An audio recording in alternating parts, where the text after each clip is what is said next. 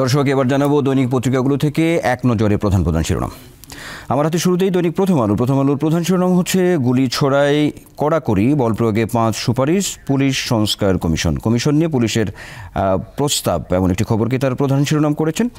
আর একই সঙ্গে আছে দাবি পূরণের আশ্বাসে গভীর রাতে যমুনা থেকে সরলেন আহতরা।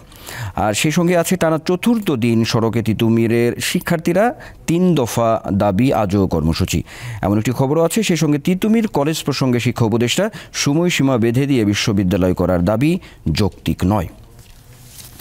আমার হাতে আছে দৈনিক সমকালের প্রধান শিরোনাম হচ্ছে ট্রাম্পের আদেশের বড় ধাক্কা, বাংলাদেশে ঝুঁকিতে লাখো মানুষ, USAIDর কার্যক্রম বন্ধ, এমন একটি খবরকেও কিন্তু অন্যতম শিরোনাম করেছে দৈনিক সমকাল। সেই সঙ্গে জুলাই গণঅভ্যুত্থান, ব্যারিকেড ভেঙে মধ্যরাতে যমুনার সামনে আহতরা, ভোটের রাজনীতি ধনীদের হাতে, এমন একটি বিশেষ প্রতিবেদনও আছে দৈনিক সমকালে।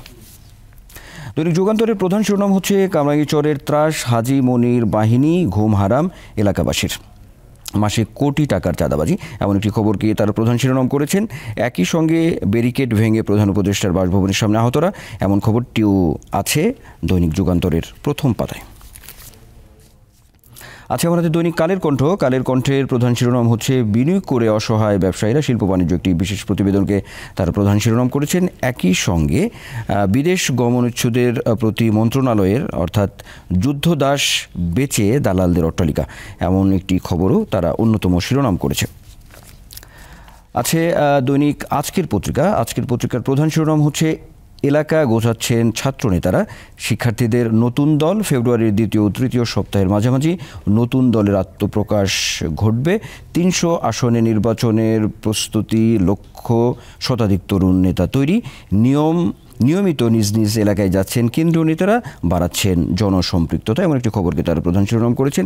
একই সঙ্গে ভোটার হতে ফর্ম পূরণ করা যাবে নিবন্ধন কেন্দ্রেও, তথ্য সংগ্রহ শেষ আজ।